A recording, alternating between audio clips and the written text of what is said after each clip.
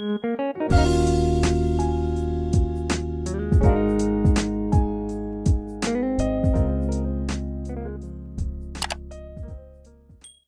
दोस्तों, आस्था क्लासेस में आप लोगों को स्वागत है। तो आज हम आप लोगों को बताने जा रहे हैं 5S के बारे में। 5S क्या होता है और 5S को इम्प्लीमेंट कैसे करते हैं और 5S के क्या क्या बेनिफिट्स होते हैं, इस बारे में हम आज जानेंगे। तो 5S हमारा एक जापानीज नाम है, जापान में इसका शुरुआत हुआ और हम अपने इधर इंडस्ट्रियल एरिया में इसका उपयोग करने लगे। तो 5S क्या होता है? 5S scientific way of work place management होता है। वर्क प्लेस को साइंटिफिक वे से हम मैनेजमेंट करें, वही हमारा 5S होता है। तो 5S के 5 होते हैं जो हम यहाँ लिख रखे हैं। पहला वर्क, जैसे पहला जो जापान में हम क्या कहते हैं, इसे सीढ़ी कहते हैं। इसको इंग्लिश में कहेंगे सॉर्टिंग, हिंदी में कहेंगे छटाई करना। यानी पहला है हमारा सीढ़ी है, इसे इंग्लिश में कहते हैं सॉर्टिंग और इसका मतलब होता है छटाई करना। दूसरा है जो होता है हमारा सेट डाउन होता है। सेट डाउन को इंग्लिश में कहते हैं सेट इन ऑर्डर और इसको हिंदी में कहेंगे तो सुव्यवस्था कहते हैं। तीसरा है हमारा सीसो, सीसो यानी क्लीनिंग, यानी साफ सफाई करना, साइन करना, साफ सफाई करना। चौथा है यानी सीकेसु, जापानीज नाम है हमारा। अगर इंग्लिश में कहेंगे स्टैंडर्डाइज होगा और हिंदी में इसका नाम लेंगे तो मानकीकरण होगा। 5S यानी पांचवा एस जो है हमारा वो सीख चुके हैं हमारा, और इसे कहते हैं इंग्लिश में सस्टेन या डिसिप्लिन, यानी अनुशासन, हिंदी में कहेंगे अनुशासन। तो इनको इम्प्लीमेंट करने के लिए जैसे हमारा पहला एस है, हम सॉर्टिंग करते हैं। तो सॉर्टिंग में हमें क्या क्या करना चाहिए? तो सॉर्टिंग करने के लिए हमें 4 बातें ध्यान रखनी चाहिए। जब भी हम सॉर्टिंग कर रहे हैं तो हमें 4 बातों का जरूर ध्यान रखना है। पहला हमें क्या करना है? Needed, not needed, all. Not needed all मतलब कि जो हमें नहीं चाहिए, जो हमें नहीं चाहिए। Needed but not now, needed but not now. दूसरा है हमारा नीडेड बट नॉट नाउ, यानी चाहिए लेकिन अभी नहीं चाहिए। And needed but not here, needed but not here. तीसरा है हमारा नीडेड बट नॉट हियर, मतलब चाहिए बट यहाँ नहीं चाहिए। एंड चौथा है हमारा needed but not so much quantity, चाहिए लेकिन इतने मात्रा में नहीं चाहिए। तो इन सब चीजों के जैसे हमारा हमने पहला बताया नॉट नीडेड एट ऑल, मतलब चाहिए ही नहीं मुझे। पहला हमारा चाहिए ही नहीं। जैसे मान लीजिए कुछ अननेसेसरी चीजें होती हैं हमारे पास, हम जब छटाई करते हैं तो नेसेसरी और अननेसेसरी चीजों का ही ध्यान रखते हैं। तो जो हमें चाहिए रहता है हम उसे छाट लेंगे, जो नहीं चाहिए रहता है उसे अलग कर देंगे। और उसे अलग करेंगे कैसे? रेड टैग लगा के। जैसे रेड टैग जोन होता है हमारा, जो हमें चाहिए रहता है उसे अपनी तरफ रख लेंगे और जो नहीं चाहिए रहता है उसे अलग रख देंगे। रेड टैग जोन लगा के उधर ही रख देंगे जो हमें नहीं चाहिए रहता है। नीडेड बट नॉट नाउ, जैसे ठंडियों में हम क्या करते हैं? ठंडियों में हम गर्म कपड़े पहनते हैं और रजाई वगैरह का उपयोग करते हैं, बट हम गर्मियों में करते हैं? नहीं करते। गर्मियों में क्योंकि गर्मी रहती है उस टाइम हम क्या करेंगे? उन कंबल को, जो ठंडी वाले कंबल रहेंगे, हम ठंडी वाले कंबल को मोड़ के और क्या रख देंगे? अलमारी वगैरह में रख देंगे। एंड तीसरा हमने बताया नीडेड बट नॉट हियर, चाहिए लेकिन यहाँ नहीं चाहिए।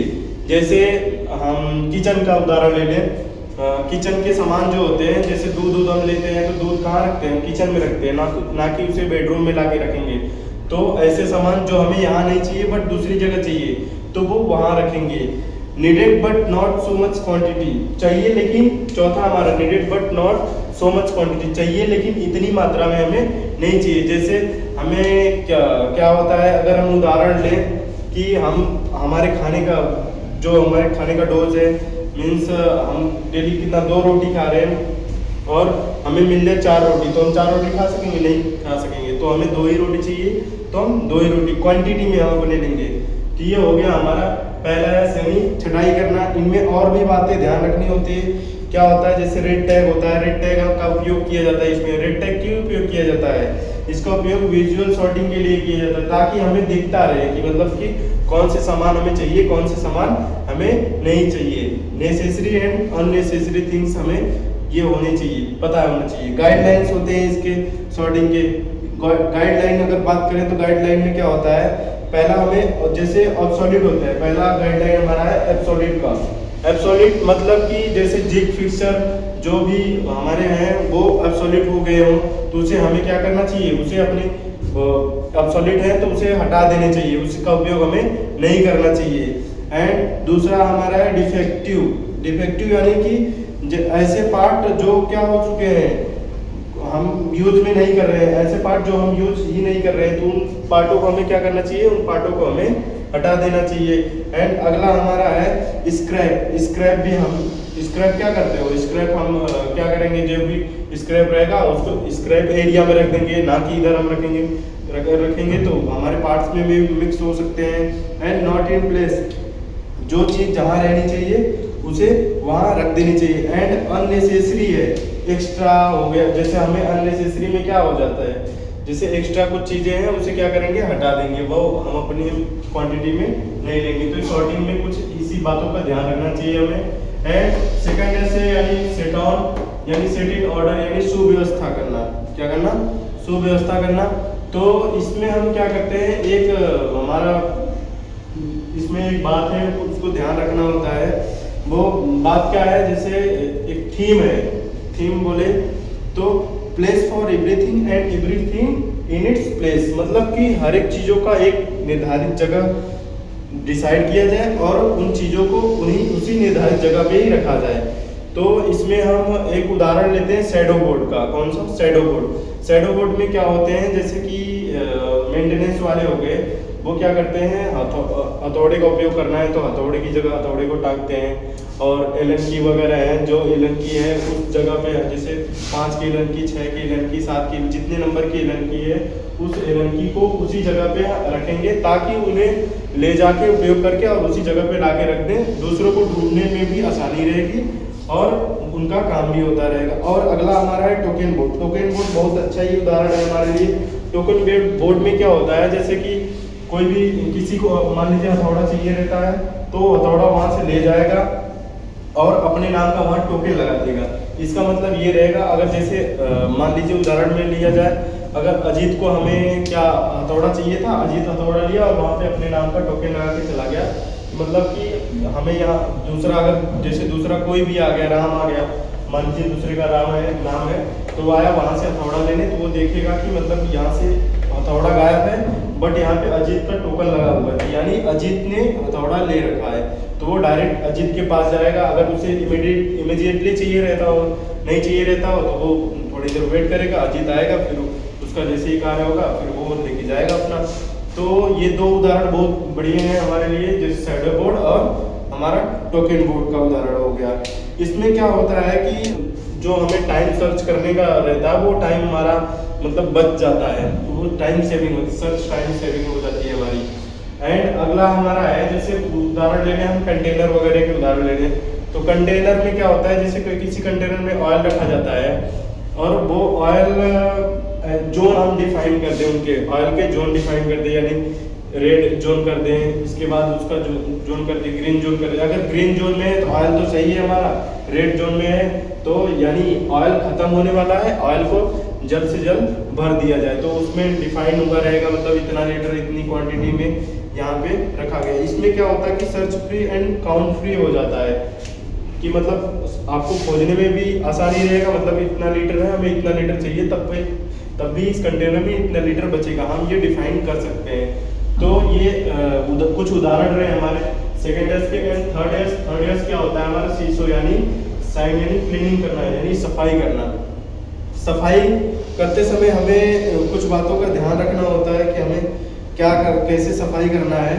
तो उसमें से हमारी ये है कि हम अपने वर्क प्लेस को क्या करें, वर्क प्लेस को ऐसा रखना है, जैसे गार्बेज वगैरह, गार्बेज में कूड़ा करकट हो गए, कूड़ा करकट हो गए, हमारे डस्ट डर्ट, ये जो धूल कण है, इन सब से बिल्कुल साफ सुथरा रखना है, ताकि हमें किसमें आसानी रहे। हमें निम्नलिखित बातों पे आसानी रखनी चाहिए, जैसे लीकेज हो रहे हैं, तो अगर कूड़ा करकट है, कहीं लीकेज हो रहा है तो हम पता नहीं पाएंगे, अगर कूड़ा करकट साफ रहेगा तो हम आसानी से डिफाइन कर सके, हाँ यहाँ से लीकेज हो रहा है हमारा। और जो फालतू चीज़ें हैं, फालतू चीज़ों को हटा दिए जाएंगे तो भी हमारा एक विजुअलाइजेशन बढ़िया होगा। एंड डैमेज वगैरह ये सब भी हम अच्छे से देख सकते हैं। तो साफ सफाई में हमें इन्हीं बातों का ध्यान रखना रहता है और इसी के अकॉर्डिंग हमें करना रहता है, ताकि हमें बाद में कोई प्रॉब्लम ना आए। अगला है हमारा यहाँ पे चौथा एस में है स्टैंडर्डाइजेशन यानी मानकीकरण करना। मानकीकरण करना ये आप अपने हैबिट में ला सकते हैं या फिर आपका जैसे बिहेवियर, अपने बिहेवियर में ला लो आप। इसको क्या करो कि जैसे आप बहुत बढ़िया उदाहरण देख सकते हैं ट्रैफिक का। ट्रैफिक बोर्ड पे लिखा रहता है, अगर कहीं भी ट्रैफिक बोर्ड देखे होंगे आप, कहीं भी आप यात्रा कर रहे हैं तो जो जिस जगह को हमें जाना रहता है उस जगह का ऐसे नाम लिखा रहेगा और वहाँ पे लिख देगा कि हमें सीधे स्ट्रेट जाना है एंड 50 किलोमीटर्स, इतना दूर जाएंगे तो हम अपनी जगह पे पहुँच जाएंगे, हमें जहाँ जाना रहता है। या फिर कौन सी लाइट जलेगी तब आपको जाना है, कौन सी लाइट नहीं जलेगी, कौन सी लाइट में आपको वेट करना है, कौन सी लाइट में आपको रुक जाना है। तो ऐसी लाइट जलती रहती है। तो ये भी हमारे स्टैंडर्ड में आते हैं, मानकीकरण में आते हैं। पांचवा है हमारा शिस्तुके यानी सस्टेन यानी डिसिप्लिन यानी अनुशासन। अनुशासन एक हमारी आदत है कि मतलब कि हम अपने को सस्टेनेबल किए रहे, अनुशासित खुद रहे कि हमें क्या करना है। सबसे पहले हमें आप भी क्या करना है, छटाई करनी है, फिर सुव्यवस्थित करनी है, फिर सफाई करनी है, फिर मानकीकरण करना है। ये हमें अनुशासन होना चाहिए कि हमें आके ये करना ही करना है, 5S अपनाना ही अपनाना है। तो ये हमारे बिहेवियर और हैबिट में होना चाहिए कि हमें 5S करना ही करना है।